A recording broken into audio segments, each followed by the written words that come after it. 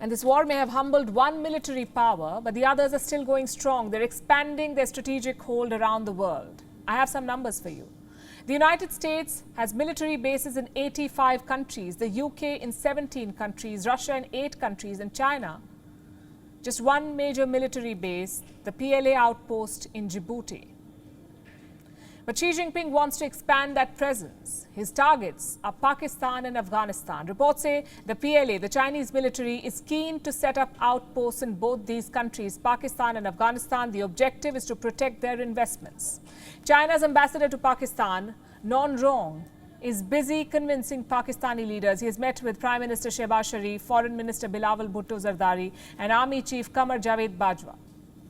Now, the demand itself is not new. China has consistently been worried about the safety of its projects in Pakistan. After all, there is big money involved. Chinese investments in Pakistan have topped $60 billion, 60. And recently, they've come under attack. In April this year, a suicide bomber targeted Chinese nationals in Karachi. 3 of them were killed. In July last year, there was another attack. 10 Chinese engineers were killed in Khyber Pakhtunkhwa. And in April last year, there was a blast in Quetta.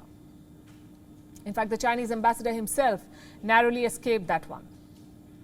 So clearly, the public sentiment is shifting. There is opposition to Chinese investments in Pakistan. So what does Beijing do?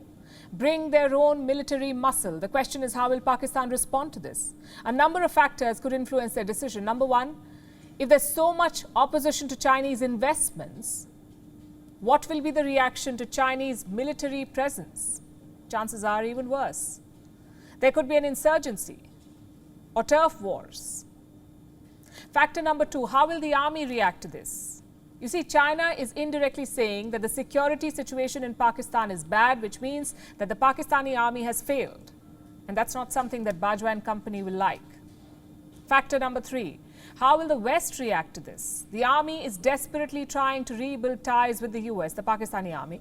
They need Washington to secure that IMF bailout. But granting a military base to China could be a deal breaker.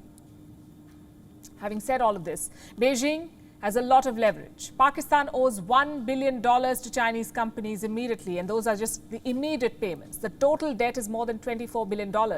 If those payments are not made, there will be a nationwide crisis. Power plants could be shut down, factories may stop working, Pakistan could be plunged into darkness. So there are no easy choices for Prime Minister Shehbaz Sharif.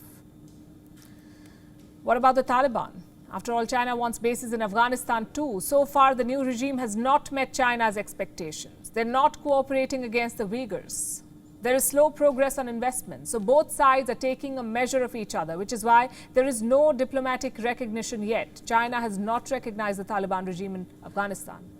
China sees Afghanistan as its gateway to Central Asia. They're looking to build mines. They want to build railways and highways. The problem is, this is Afghanistan.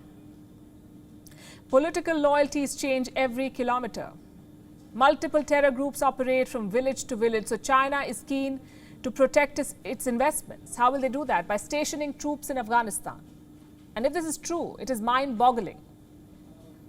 Every world power has made the same mistake with Afghanistan. They deploy soldiers, they get involved in the local turf wars, they lose hundreds of soldiers, and then they withdraw in shame. Looks like China wants to be the next victim. Now let's assume that these military bases get the go-ahead. The China stations troops in both Pakistan and Afghanistan. What would that mean for India? It would mean a major strategic setback. First, let's analyze the geography.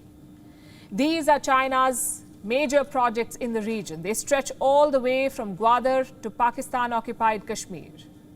You have the Mohmand Special Economic Zone, the Sost Dry Port, the Mokponda Special Economic Zone, the Azad Patan Hydroelectric Project. All of these are Chinese investments, so logic says the outposts will be near these locations.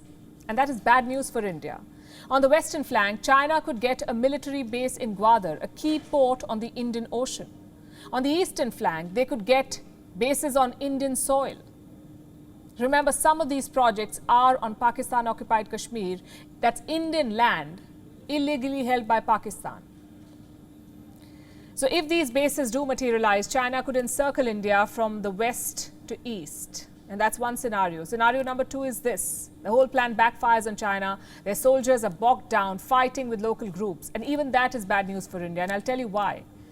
India benefits from stability in Afghanistan and Pakistan. But if China gets into a turf war, all bets are off.